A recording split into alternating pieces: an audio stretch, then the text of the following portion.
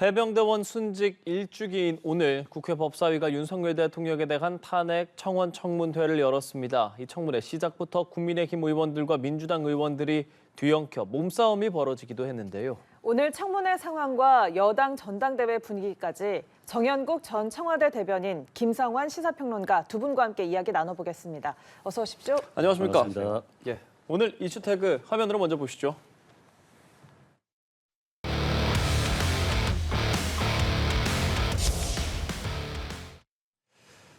예, 난장판 청문회. 조금 전에 저희가 기사로 현장 상황들도 좀 말씀을 드렸습니다. 난장판이라는 말이 과연 의원들 그리고 국민들에게는 좀 어떻게 받아들여질까 싶지만 난장판이라는 말보다 더 저 상황을 잘 설명할 수 있을까라는 생각도 듭니다. 오늘 상황 어떻게 보셨습니까? 그렇습니다. 22대 국회 개원식도 하지 않은 상황인데 예. 지금 난장판 국회의 모습부터 보여줬다고 할 수밖에 없을 것 같습니다. 저는 참 민망스러운 모습들이 연출이 됐습니다만은 일단 이 사태가 벌어진 책임은 저는 민주당에 있다고 봅니다. 이 법사위에서 이런 청문회를 해서는 안 된 청문회였다고 봅니다. 이 청문회 요건이 갖춰지지 않은 것이에요. 오랫동안 많은 분들이 설명을 했습니다만은 이 청문회는 국회법도 그렇고 청원법에서도 그렇고 받아들일 수 없는 청문회입니다. 말하자면은 이 청문 요건이 되려고 그러면은 지금 재판 중인 사건, 수사 중인 사건은 청문으로 받아들일 수 없다고 규정이 돼 있거든요. 예. 지금 이 청문 요건 다섯 개의 조항 가운데서 첫 번째 조항이 이 수사가 진행 중이고 재판이 진행 중인 사건 아니겠습니까? 이것은 처음부터 받아들일 수 없는 부분이고 만약에 하겠다 꼭 하겠다 했으면은 이 청원 심사 소위부터 갔어야 되는 거예요. 청원이 들어오면은 청원 심사 소위를 구성해서 넘겨서 그 청원 심사 소위에서 심사를 해야 되는 것인데 그것을 하지 않고 그냥 바로 상임위원회 전체 회의를 열었단 말이죠. 상임위원회 전체 회의를 열려고 하면은 특히 이 탄핵과 관련돼서 법사위 전체 회의를 열려고 그러면은 국회 본회의를 거쳤다 와야 되는 것입니다. 그래서 탄핵에 대한 논의를 해야 되는 것인데 그런 절차가 거치지 않고 이루어진 청문회이기 때문에 이것은 해서는 안 될 그러니까 법 위의 청문회인 것입니다. 그렇기 때문에 지금 국민의힘에서도 저렇게 합의되지 않은 청문회라고 하면서 지금 발끈하고 있는 것 아닙니까? 예. 끝까지 막아야 되겠다고 충돌이 일어날 수밖에 없는 상황이에요. 예. 그런 청문회를 갖다 지금 하고 있기 때문에 이런 사단이 났다. 그렇게 평가할 수밖에 없습니다. 이 청문회에 반발하면서 여당 의원들 말씀해 주신 내용으로 항의 농성을 벌이다 몸싸움이 벌어졌고 뭐 고성, 반말, 삿대질뿐만 아니라 이제 부상을 입는 인원들까지 좀 생겼습니다. 그리고 그 상황에 대해서 사실 뭐 평론가분들이나 많은 분들이 지금 이야기하는 것은 서로가 지금 뭐 민주당이 그렇다. 이걸 시작한 게 잘못됐다. 되게 다양하게 의견들이 좀 엇갈리고 있는데요. 어떻게 좀 봐야겠습니까, 평론가님? 만약에 이렇게 불법적인 청문회라고 하면 예. 검찰이 수사하면 되지 않겠습니까?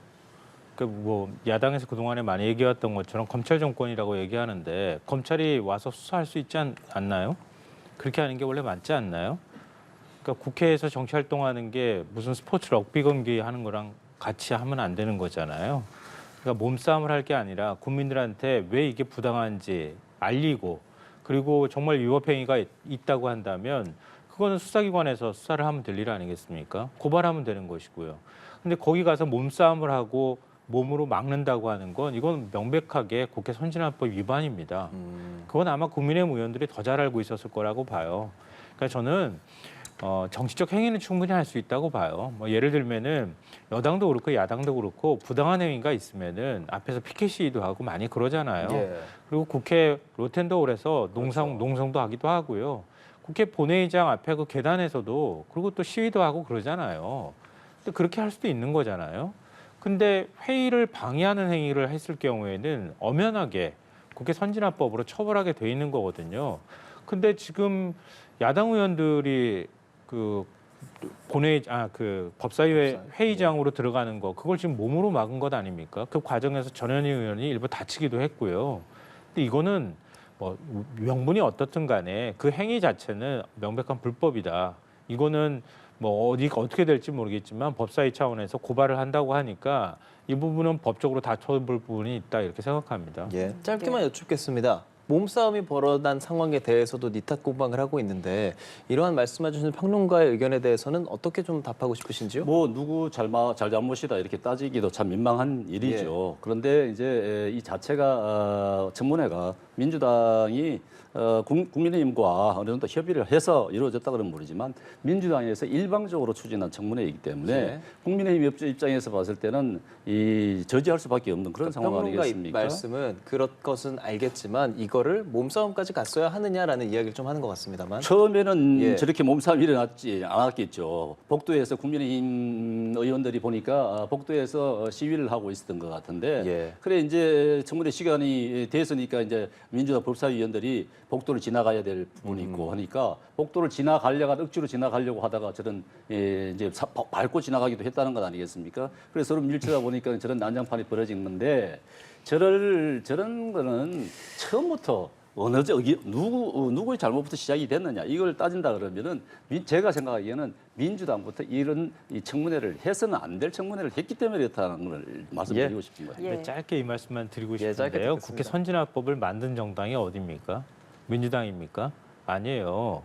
국민의힘 전신인 새누리당 때 만든 거예요. 왜냐하면 당시에는 의석이 야권이 적었고 지금 여권이 의석이 많았거든요. 그래서 뭐 이른바 날치기 예산도 날치기 통과하고 이런 과정에서 몸싸움이 엄청나게 많이 벌어졌잖아요. 우리가 흔히들 얘기하는 것처럼 막 소화기도 동원하고 예, 예. 그리고 막 망치 들고 와가지고 막 국회 문 부수려고 하고 막 이런 일들까지 벌어졌잖아요. 그거 안 하겠다고 지금 황우엽 비대위원장이 원내대표 시절에 만든 게 국회 선진화법입니다. 그러니까 어떤 방식으로든 의사표현을 하더라도 회의는 물리력으로 막아서는 안 된다고 하는 취지를 담고 있는 거예요. 그러니까 야권에 대해서 이걸 뭐 청문회가 온당하다 아니다 이렇게 비판은 충분히 할 수 있는데요. 그걸 몸으로 막는 거는 자가당착이다 이렇게 생각합니다. 예, 알겠습니다. 청문회에서 이성윤 민주당 의원, 주진우 국민의힘 의원을 향해서 해병 순직 사건 수사 외압 의혹의 당사자다. 그러니까 당시 대통령실 비서관이었고 그러면 대통령과 한 몸인데 증인석에 있어야 할 사람이 국회의원 자리에 앉아 있다라고 지적을 했습니다. 주 의원은 이해 충돌이 아니다라고 이야기를 했는데요. 이 상황은 어떻게 보고 계십니까? 이 상황은 지금 보니까 하나의 코미디입니다. 이성윤 의원이 누굽니까? 오늘 청문회의 안건 가운데 하나가 김건희 여사의 주가 조작 사건이 포함이 돼 있거든요. 그 주가 조작 사건을 수사한 사람이 누굽니까? 이성윤 당시 중앙지검장이었습니다. 당사자인 거예요. 그럼 그 본인도 그러면은 정인석에 가야 되는 것이죠. 그런데도 불구하고 자기 생각은 하지 않고 주진우 의원한테만 공격을 퍼부었는데 그래서 정청래 위원장이 물었습니다.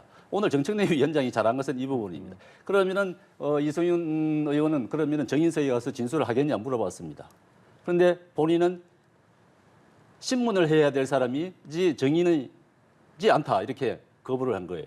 뭐 자기도 그러면은 관련자인데 그러면은 정인석에 가서 증언을 했어야 되는 것 아닙니까? 그런데 본인은 정작 자기 입장에서는 나는 신문을 해야 될 사람이고 정언자로 나설 사람이 아니다 그러면서 주진우 의원 보고는 정원석에 나가라 이렇게 얘기하는 거예요. 지금 이해 충돌과 관련돼서 민주당 의원들은 특히 법사위원들은 말할 자격이 없습니다. 지금 저 법사위에 앉아 있는 민주당 의원들 상당수가 이재명 대표의 변호사다 아닙니까? 대장동 사건을 변호했던 사람들이에요. 저분들이 지금 이재명 대표 공천 줘가지고 배지 달고 있는 것 아닙니까? 지금 이재명 대표의 재판이 지금 진행 중이지 않습니까? 법사위원회라가 어떤 데입니까? 지금 재판과 관련된 수사와 관련된 데 대해서 직접적으로 영향을 미칠 수도 있는 곳입니다. 그렇기 때문에 이해 충돌이 가능한 거예요. 그런데 저분들 다 그러면 법사위원으로 가서는 안 되는 거예요. 그런데도 불구하고 자기들은 그러면은 잘했다고 그러고 다 상대방 보고는 못했다. 이렇게 해서는 안 되는 것이죠. 예. 하는 이야기가 대통령 경호처 명의 유선 전화에 지난해 7월 31일 이 송수신 내역에 당시 주진우 법률 비서관이 포함돼 있었다 이 얘기를 하는 건데 주진우 의원은 또 1년 전 44초 통한 것도 누가 기억하냐 이런 이야기를 하고 있어요. 어떻게 보세요? 뭐 이거 가지고 어떻게 연관성을 얘기하기는 좀 어려울 것 같아요. 예. 앞서 말씀하셨던 것처럼 정청래 위원장이 정리를 잘해줬던 것 같아요. 그러니까 국회법상 재척사유에 해당한다고 보기는 좀 어려운 것 같다.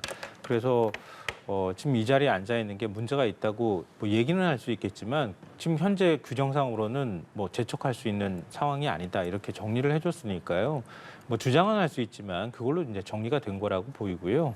그러니까 앞서 이제 44초 말씀하셨지만 주진우 법률비서관은 그 동안에 이제 차장문 사건과 관련해서 그 어떤 의혹을 받지는 않았거든요. 근데 다만 이제 지금 논란이 되는 전화번호 있잖아요. 02-800에 7070 2번호. 예. 그러니까 그 번호의 주인이 누구냐? 그러니까 그 번호를 사용한 사람이 누구냐? 이제 이게 이제 제일 핵심적인 내용 아니겠습니까? 근데 결국은 그 이종석 전 국방부 장관한테 이 번호에서 전화가 가고 난 다음에 차상문 사건이 결국은 다 사건 그 이첩했던 내용들이 수사를 했던 내용들을 전부 회수하거나 이런 게 어떤 시발점이 되는 번호이기 때문에 누가 이 전화를 걸었느냐가 지금 관심인 건데 그 직전에 주진우 당시 법률비서관하고 통화를 했다고 하는 건데요. 오히려 제가 볼 때는 그거보다는 법률비서관하고도 통화하고 국토부 장관 비서관하고도 통화하고 그리고 국방부 장관하고도 통화하고 이렇게 통화할 수 있는 사람이 우리나라에 누구냐. 이게 오히려 더 중요한 거 아니겠어요? 이렇게 많은 사람들하고 그것도 굉장히 중요한 위치에 있는 사람들하고 통화할 수 있는 사람은 대한민국에서 누굴까요? 그러니까 제가 굳이 이런 식으로 반문하지 않아도 많은 분들이 아실 거예요.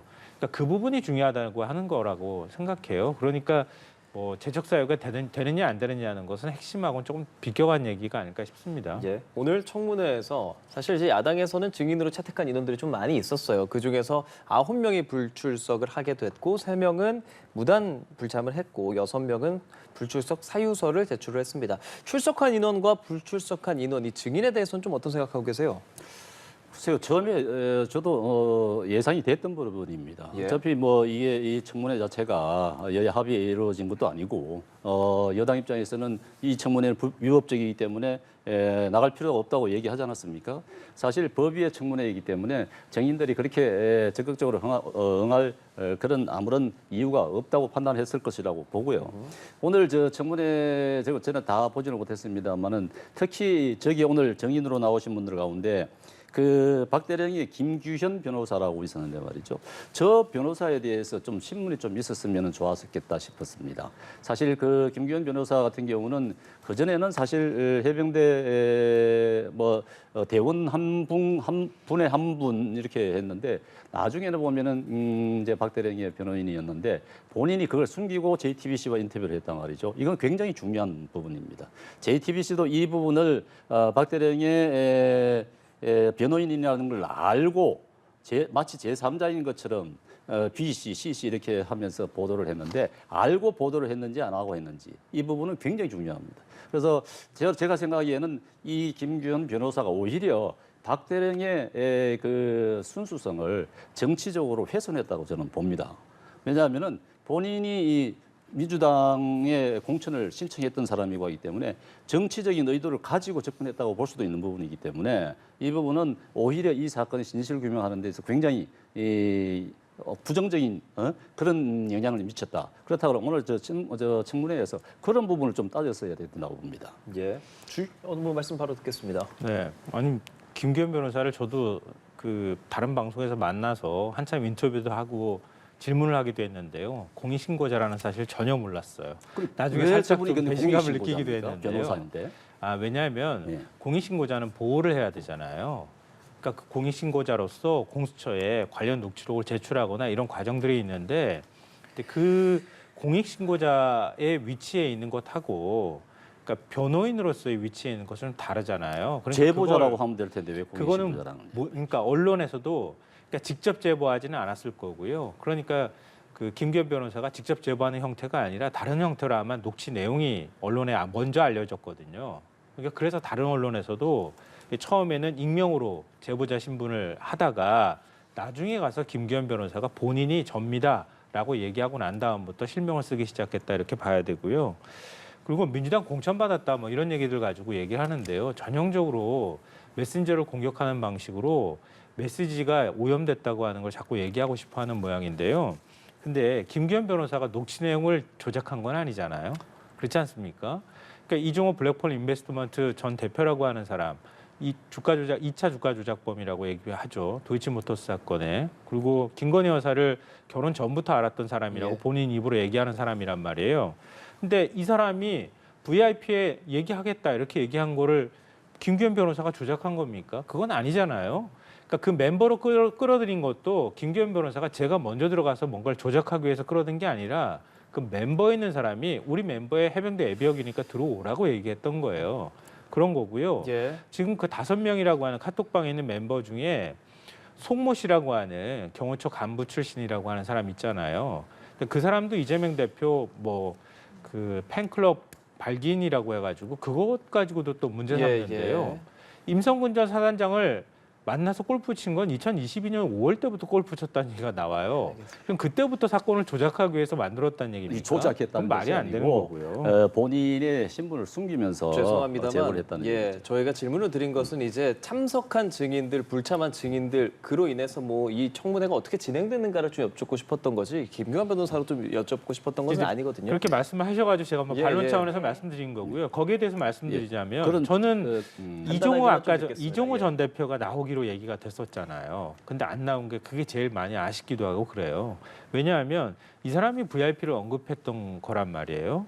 그러면은 내가 얘기하겠다라고 얘기한 거는 도대체 누구한테 얘기하려고 하는 것인지 이 부분이 제일 큰 관심거리였단 말이에요. 예. 근데 갑자기 뭐 어떤 이유에서인지 나오지 않아서 좀 약간 맥이 빠진 측면이 예. 있지 않나 싶습니다. 예. 그래서 말- 그렇습니다. 지금 나온 증인들은 지난번에도 나왔던 사람들이 아닙니까? 거의 얘기가 반복되는 것이기 때문에 김규현 변호사석이 나왔기 때문에 오늘 신문이 이루어졌으면 좋겠다 하는 것이 예, 제 무슨 말씀인지 의견입니다. 알겠습니다. 예, 알겠습니다. 그럼 오늘 증인으로 출석한 임성근 전 사단장에 대한 이야기를 좀 해볼 텐데요.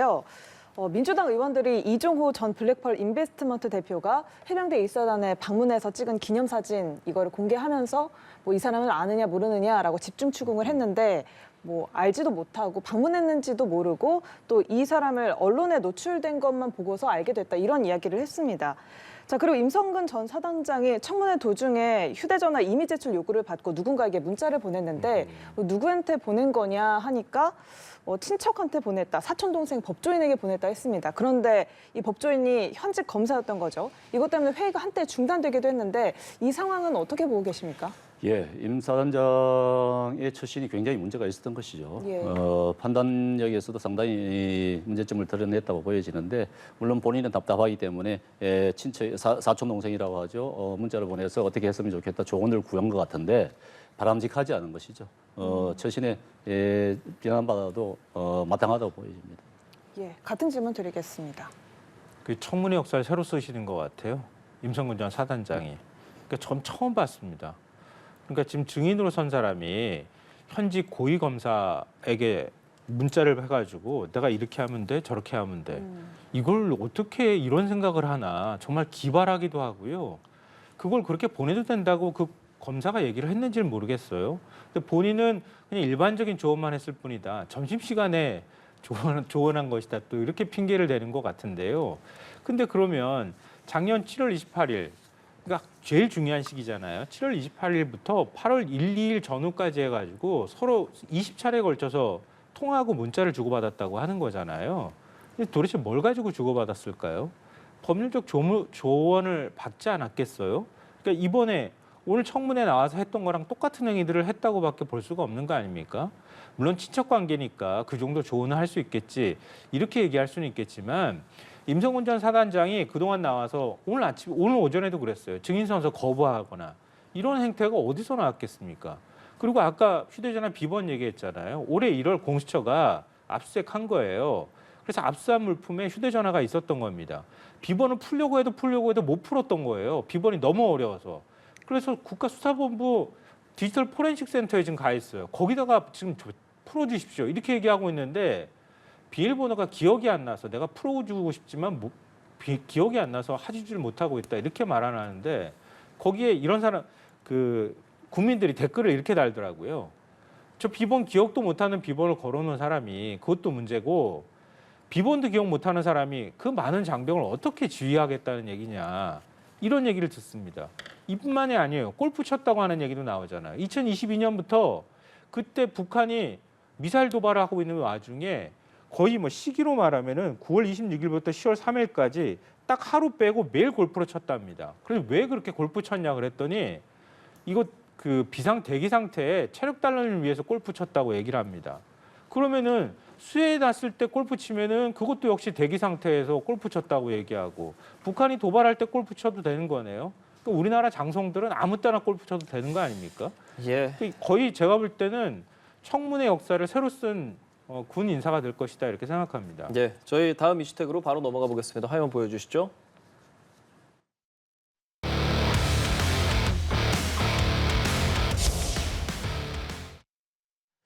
예, 국민의힘 전당대회 이야기를 바로 해보겠습니다. 오늘 또 마지막 이제 토론회가 있었는데 마지막 토론회까지 한동훈 후보 그리고 오늘은 나경원 후보와 강하게 충돌을 하는 모습이 있었습니다. 오늘 화면을 함께 보시면서 좀 이야기를 해보도록 하겠습니다. 화면 보여주시죠. 나경원 대표님은 당시에 당직도 아니셨고요. 개인 차원에서 저한테 부탁하신 거였잖아요. 그게 개인 차원입니까? 예, 저는 개인 그만 차원입니다. 아니 그게 개인 차원입니까? 예. 저는 27명의 제가 제 것만 빼달라 그랬습니까? 한동훈 후보 똑바로 말하세요. 개인 차원이라고요, 제가? 예. 제 거를 빼달라 그랬습니까? 예. 네? 네? 예. 저를 이렇게 모욕하실 수 있습니까? 아니, 제가 27명의 의원들이 기소되었고 우리 거를 공소 취소하려면 야당 의원도 같이 공소 취소를 해야 되니까 그걸 같이 해달라는 이야기 나오니? 아니었습니까? 나오니? 제 것만 뺄 수 있습니까? 나오니? 지금 국민들이 개인 보고 차원의 계시잖아요. 부탁이요? 개인 사건 차원의 부탁. 당사자가 자, 법무부 장관에게 사건 내용을 공소 취소에다가 요구하는 건 잘못된 겁니다. 그걸 받아줄 수는 없어요. 자, 그걸 국민들이 보고 계신데 그러니까 다른 한동훈 국민들이 그러면 후보는 자기 사건에 아직도 대해서 법무부 우리 장관에게 그럴 수 지금 있습니까? 당대표가 됩니다. 예, 오늘 토론회 상황 함께 보셨습니다. 이제 당에 계시면서 어느 정도 저 당시의 상황도 조금은 알고 계실 거고 그런 상황에서 지금 이런 논란이 벌어진 상황에서 개인적인 차원의 부탁이냐를 두고 설전이 벌어진 모습이었습니다. 어떤 생각하면서 보셨어요? 오늘 토론회가 끝났으니 다행입니다. 저 공소 취소 부탁 부분은 사실 우리 당 당원들에게 상당히 좀 영향력을 미칠 수 있는 부분이죠. 그렇기 때문에 나경원 의원이 계속 지속적으로 지금 그 부분을 파고들었는데 여러분 아시다시피 이제 공수처법 마련할 때라든가 뭐 연동형 비례대표제 그 부작용들 우리 잘 알고 있는 것 아니겠습니까? 그런데 그 당시에 그걸 막기 위해서 우리 당 의원들이 몸으로 진짜 결사항전하듯이 했습니다만은 실패했던 거거든요. 결국은 이제 그 충돌 과정에서 이제 기소가 이제 우리 당 같은 경우 23명, 민주당 의원들이 5명 이렇게 기소가 됐는데. 우리 당 입장에서는 정말 뭐 좀 좋은 일을 하려고 하다가 이제 그래 된 부분이 있죠. 그래서 이제 공감대가 어느 정도 있긴 한데 그렇다고 해가지고 법무부 장관에게 이게 공소 취소 좀 해달라 이렇게 부탁하는 것은 조금 공식적으로 말하자면은 조금 힘든 얘기 아니겠습니까? 말하자면 지금 법무부 장관인 박성재 장관에게 이거 공소 취소 좀 해달라. 사실 할 수 없는 것 아니겠습니까? 그럼 만약에 해줬다 그러면은 그게 어디로 가겠습니까? 대통령에게 부담이 가는 것이죠. 그랬는데 그 당시에 이제 그런 두 분의 얘기들이 이제 공개가 되면서 지금 문제가 되는 그렇죠. 것인데 사실 뭐 양쪽 다 이해는 됩니다만은 또 한동훈 후보도 그걸 또 개인적 부탁이라고 오늘 또 하는 바람에 더 이제 문제가 크게 불거진 부분이 있습니다만은 이게 아마 영향력이 없다고는 할 수 없을 것입니다. 그렇지만 오늘부터 투표가 들어갔기 때문에 뭐 전체 대세를 바꿀 정도가 될 것이냐 하는 거는 뭐 좀 판단을 유보해봐야 되겠습니다만은 이게 나중에 이 전당대회가 끝나더라도 상당한 후유증으로 남겠다 하는 것이 참 가슴 아픕니다. 예, 이 상황 어떻게 보셨는지 그리고 이게 좀 변수도 될 수 있을까요?까지 여쭤보고 싶습니다. 일단 뒷부분부터 말씀드리면요. 굉장히 큰 변수가 될 것이다 이렇게 생각합니다. 만약에 한동훈 후보가 과반을 얻지 못하고 2차 투표로 만약에 가게 된다고 하면 그동안의 여론조사 추이나 이런 걸로 볼 때 뭔가 변수가 있었다는 얘기로밖에 해석이 안 되거든요. 아마 지금 공소 취소 청탁했다고 하는 게 굉장히 큰 변수가 될 가능성이 있다. 결국 한동훈 후보한테 불리하게 작용하는 이번 선거 기간 중에 한동훈 후보가 제일 일종의 자폭이라고 그래야 되나요? 그러니까 자신한테 불리할 만한 걸 오히려 폭로해버리는 이런 이제 일들이 벌어졌다 이렇게 생각합니다. 그렇게 하면 결선 투표까지 가게 되면 결과를 예측하기 어려울 수도 있겠다. 어떤 그런 측면에서 생각까지 한동훈 드는데요. 후보에게 불리하다고 보시는 거예요? 왜냐하면 한동훈 후보가 그동안 제일 많이 공격을 받았던 게 배신자 프레임이었거든요. 그러니까 한동훈 후보가 살기 위해서 그러니까 보수 진영 전체를 보면은 윤석열 대통령도 어쨌든 지켜야 되는 입장인데 윤석열 대통령을 배신할 만한 사람이다. 이런 생각들이 좀 있었던 거란 말이에요. 상대 후보 진영에서 계속 그렇게 공격을 했고요. 근데 한동훈 후보는 그래도 처음에 이제 이른바 친윤계 쪽에서 먼저 나왔다고 의심을 받고 있는 김건희 여사 문자가 공개되면서 상당 부분 좀 수혜를 본 것도 사실이거든요. 오히려 역풍을 맞았어요. 왜냐하면 김건희 여사에 대한 어떤 부정적인 인식이 보수층 안에서도 있었기 때문에 한동훈 후보가 아무리 밉다 하더라도 그 방식으로 공격하는 것은 온당하지 못하다고 하는 여론이 커졌단 말이에요. 예. 근데 그런 상황에서 한동훈 후보가 이렇게 국민의힘 내부를 공격하는 이런 얘기들을 스스로 자신의 입으로 공개를 해버리면 예. 그럼 나중에 가서 윤 대통령하고도 똑같이 그렇게 되지 않을까라고 하는 보수층들의 알겠습니다. 불안감이 작동할 가능성이 있다 이렇게 생각합니다. 예, 한동훈 후보가 공소 취소 부탁 폭로와 관련해서는 하루 만에 사과를 하긴 했지만 또 이 발언도 있었습니다. 패스트트랙 사건 당시에 기소를 한 검찰총장이 대통령이다라는 발언을 한 게 이 부분도 좀 논란이 되고 있는데 다른 후보들은 뭐 대통령까지 끌어들이냐라고 설전을 벌이거든요. 이 내용은 어떻게 보십니까? 이제 팩트를 말하자면은 그 기소를 한 것은 이제 서울 남부지검에서 기소를 한 것이죠. 그 당시에 이제 검찰총장이 이제 대통령이기 때문에 예. 한동훈 후보는 이제 그때의 상황을 얘기를 한 것 같아요. 그런데 이제 이번 전당대회 토론회에서 지속적으로 지금 대통령하고 대통령 부인하고 이렇게 계속 소환이 돼서 거론이 되는 바람에 이게 사실상 큰 이제 부담 요인으로 작용하게 되거든요. 만약 이 전당대회 끝나고라도 그와 관련된 문자 내용이라든가 그 문자 내용 속에 들어있었던 용어라든가 이런 것으로 인해 가지고 지금도 민주당으로부터 공격을 받고 있는데 민주당뿐만 아니라 당 내에서도 갈등의 요인이 될 수가 있는 부분들이 있는 것이죠. 그렇기 때문에 이번에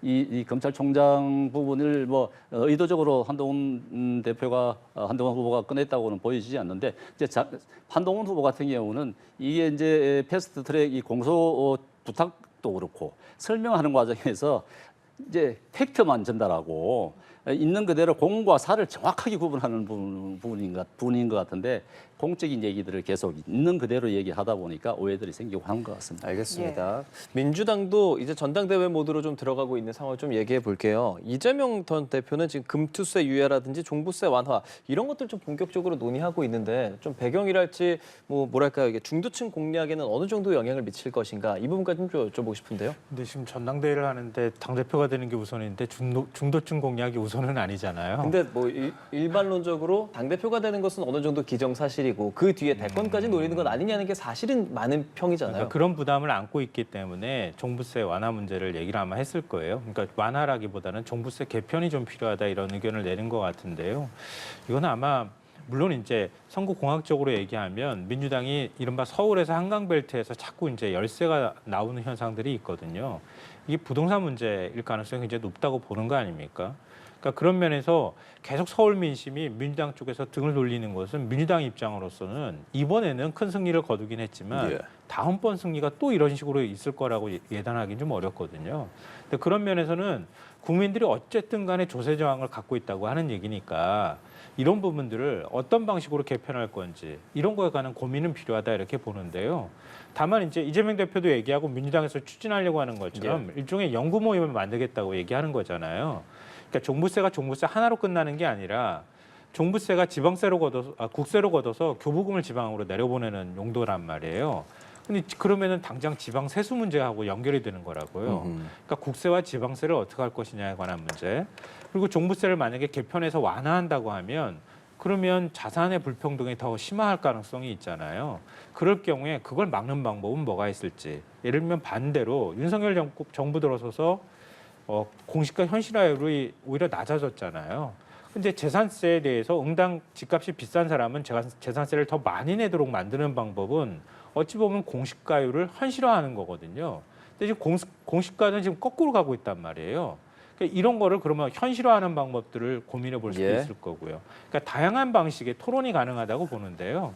그러니까 김두관 의원이 이 부분에 대해서 당의 정체성입니다 이렇게 공을 쌓아 올렸기 때문에 이재명 대표가 이 부분에 대해서 진짜 당대표로서 내가 만약에 당대표가 됐을 때 대권까지 가기 위해서 어떻게 세제 문제를 정리할 것인지에 대한 대안도 같이 놓고 토론해야 된다 이렇게 생각합니다. 예, 지금 이 시점에 이재명 전 대표가 이렇게 중산층 강화 조세 재정 연구회를 출범하면서 물론 민주당 차원에서 출범합니다. 이 배경 그리고 앞으로 좀 어떤 것들 진행될까요? 이 종부세는 예. 이제 현 정부에서 계속 그 부담을 완화시켜서 굉장히 다운을 시켜놨던 것 아니겠습니까? 이 금투세도 폐지하는 것이 당론이고 지금 유예를 시켜놨단 말이죠. 그런데 이제 이재명 대표가 이제 이런 이 종부세와 금투세를 가져 나오는 것은 이제 중도층에 있는 사람들을 좀 끌어들이려고 하는 그런 의도로 지금 나오는 것인데 저는 이제 김두관 의원은 여기에 대해 반대를 하고 있지 않습니까? 전통적 지지층은 여기 민주당의 경제 정책에 대한 근본을 훼손하는 것이라고 얘기한단 말이죠.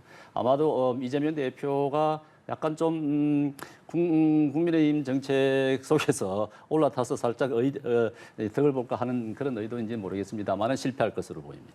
예. 그리고 민주당 내 전통적 지지층으로부터 약간의 균열을 일으키는 그런 결과를 낳지 않을까 하는 생각을 해보게 됩니다. 아직 시작도 안 했는데 실패할 거라고 하시면 어떡해요?